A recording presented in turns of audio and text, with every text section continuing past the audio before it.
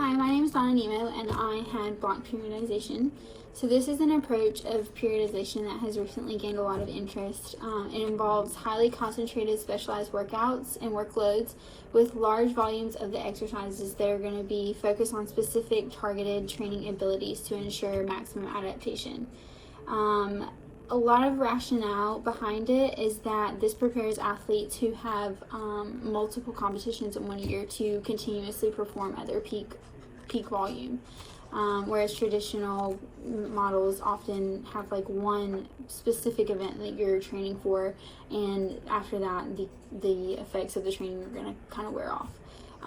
Many researchers believe that this has a long-lasting delayed training effect, which is going to pretty much say that you retain the changes even after the cessation of training. So you're going to have those effects for up to 30 days, while peak performance can be maintained for 5 to 8 days, rather than the traditional where you're going to lose it after about 10.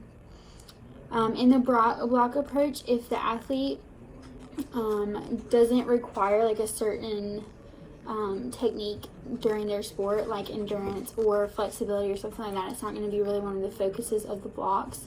So a lot of them really focus on like power and endurance, or power, or strength, or whatever they really need to be successful in their sport.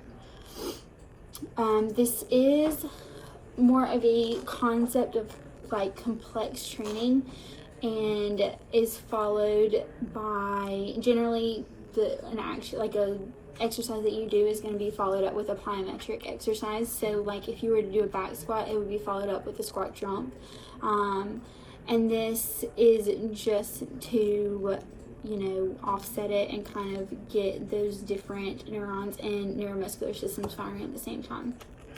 So the block periodization is broken down into 3 groups. And those are accumulation, and this is where the athlete should accumulate basic motor and technical abilities for potential use. So things like this are going to be aerobic endurance, basic coordination, and general strength. It's also going to have periods of recovery, but not a lot, because there's not going to be a lot of fatigue. Your training load is going to be average with high volume and but lowered intensity, so it's not going to be really high intensity training. So then you're going to move on into the transformation phase. This is where athletes should transmit their potential to event-specific preparedness. So things you're going to focus on here are going to be sport-specific abilities like strength, endurance, power, special endurance, and your anaerobic threshold. With this one, recovery is going to need to be full recovery. So it's not generally going to be possible with this, just because it's going to be such a higher intensity. So it's going to be a little more difficult to fully get back, especially with how often you're going to be training. And the training load is high, with a reduced volume but increased intensity. The final phase that you're going to move into is the realization phase, and this is where the athlete should realize the preparedness and readiness for competition and reaching the planned result. So this is where they're going to taper their modeled performance. They're going to focus on speed, their tactics, and mental preparedness. The recovery for this one is going to be to decrease in training load to ensure full recovery at the end of the cycle. The load is going to be low to average with low volume and high intensity. So you're going to train less often, but your intensity is going to be high each time you do. So once you select this type of periodization, your first step is going to be to figure out which one is the most important competition for you, which one you're going to really focus on training for. And that is going to be like, whether it's the world competition, like if you're an elite athlete, that's going to be like world competitions or the Olympics or something like that. But then still realizing that you have all these other competitions in the beginning, like beforehand, and being able to use those as kind of like markers or like assessment tools to figure out how your periodization is working for you. So after you establish which one's going to be the most important, you're then going to divide the cycle into different training stages. So this is going to be where each one contains a consecutive combination of different basic abilities, and then you're going to obviously move into that second phase of transformation where you're going to get more specific to you, and then final is the reduction that is accomplished by testing or competition. The training cycles, the training stages should look like miniature annual cycles by including a block resembling a preparatory period, a block resembling a competitive period, and then finally the end where you're tapering off and kind of settling down from your final competition. I think that this theory is interesting to me just because, you know, like being so close to athletics and stuff, I definitely can see how this can be beneficial, especially, you know, with right now I'm with the football team here at UNCC, so, you know, we have games every week, so I can definitely see how they try and implement this in practice by doing, like, you know, a Monday lift. Your Monday lift is going to be more like, you know, your speed and things like that, like, you know, just working on that general, like, foot to the ground, how we're pushing off the ground, and the general basics of football and what we're doing. We really do a lot of indie drills and things like that to make sure that our techniques are really down and secure. Then, you know, Tuesday, Wednesday are our more intense practices, and this is where we're doing a lot more contact and things like that, and so that's kind of like getting more into that sport specific thing. And then finally, you know, Thursday, Friday are kind of our lighter, easier days. I feel like any sport kind of uses this kind of model for their just overall practice week. You're not going to have a really, you know, difficult practice right before a game. It just isn't going to happen. It's not going to make a lot of sense. You want to make sure there's some recovery time in there. And I really think it's also kind of awesome how these things like do build upon each other. So obviously, you know, in the beginning, when we had training camp here at UNCC, it was kind of, you know, teaching the guys different techniques and things like that. And then as we started to go, we kind of started to build on those things. So, like, you know, getting overall, like, tackling drills and, you know, learning the routes and things like that for, like, receivers and running backs and things like that.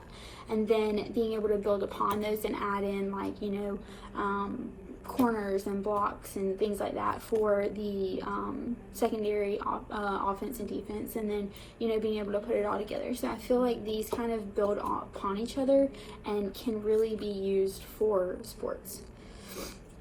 So I found a few studies that kind of, you know, compared block training versus traditional training. And one of those was just an overall, like just a general training program for people who, you know, had done lifting before. And the purpose of it was to kind of distribute the workload and avoid stagnation in performance improvement, and to optimize peak performance for the most important competition of the year. Obviously, that's what block periodization is. And a lot of it really focused on, you know, how can we get better? What are we focusing on? Are we focusing on power? Are we focusing on endurance? Things like that. This article, they really used a lot of, like, you know, they broke up the groups into two different groups. Obviously, one block was made up with your general training program, and then the second one was obviously the block one. So the block periodization demanded high volume of work performance at a relatively low intensity, followed by transformation and realization blocks. So those are going to be your second and third blocks of putting into use what you're working for. The accumulation phase, again, focuses on muscle hypertrophy, and the transformation phase, which is going to be that final phase, the accumulation phase focuses on the muscle hypertrophy. Then the transformation phase, or the transformation phase, is going to focus on maximal strength. And then finally, the realization phase focuses on the power and explosive strength.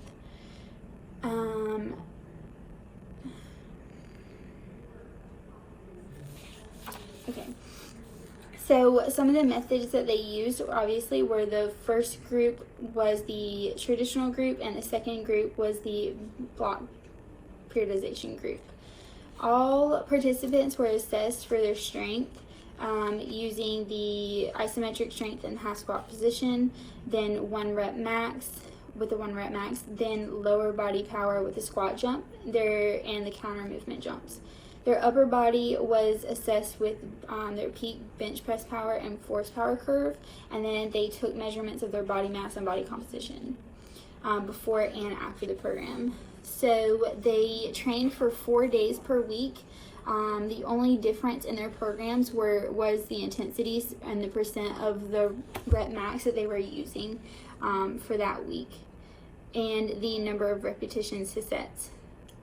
So they were encouraged to increase the resistance used per workout if they performed a maximum number of repetitions required for 2 consecutive exercise sessions. So if they did it, the first one like they were supposed to, and then the second one like they were supposed to, they were allowed to increase their weight.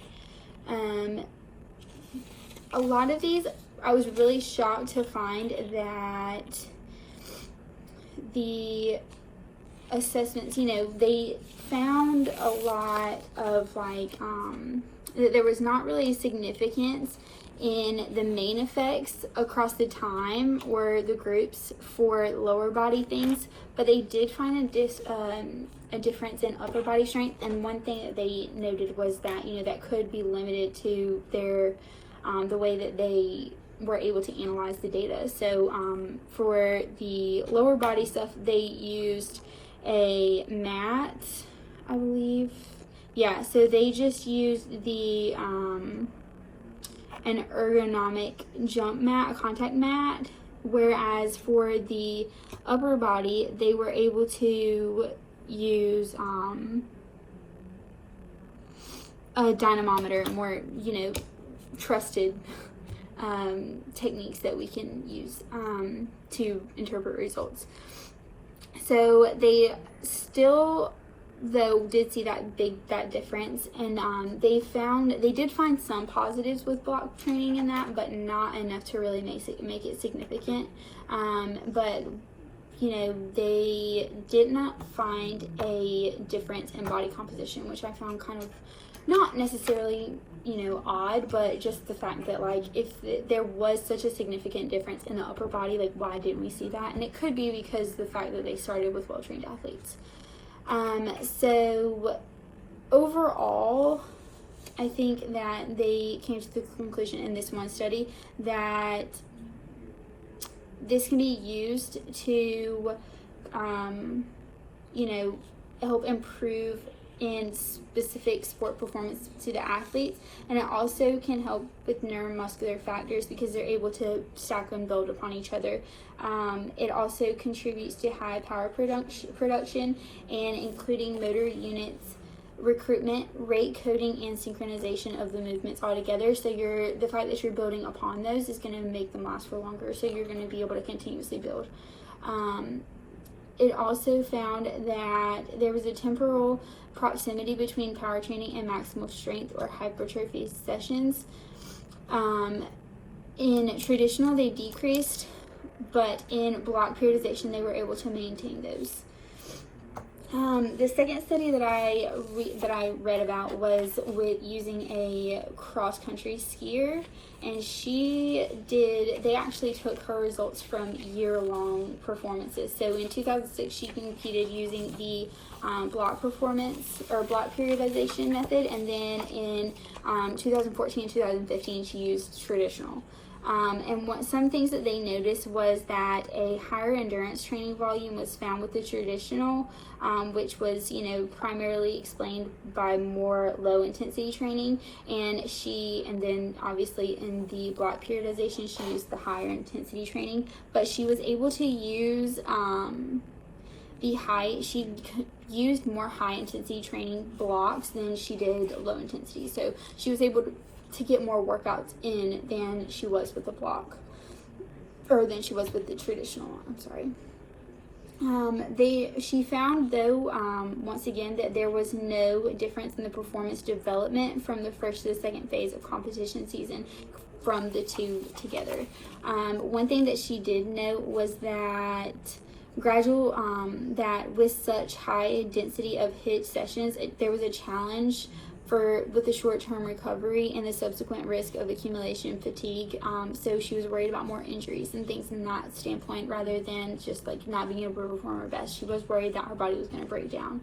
And then she noted that although the gradual fatigue over the period was sometimes the case, they did indicate that she was able to, still focus on what she was doing, and she still did try and really get a good workout session in, even though she felt so fatigued. So I think that that's one thing that is going to contribute or take away from your experience no matter what you do. If you're not going to really be able to put forward the effort required to complete the workout, then you're not going to get really much anything out of it.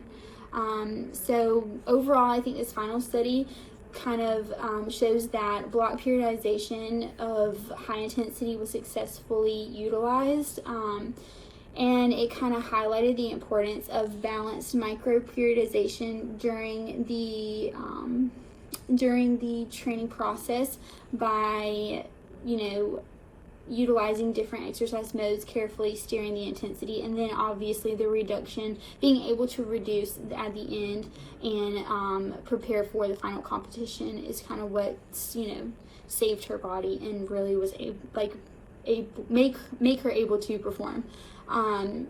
They also noted that this is a great thing, but there is a risk of negative overreaching and stress on the body that you do worry about with block periodization. So they finally, at the end of the article, really stated that there wasn't enough significance with block periodization to make the risk worth it. So there wasn't, yes, you are a little bit better, but if that little bit isn't gonna, win you a gold medal or something, then it's really not worth the risk. So yeah, that's pretty much it.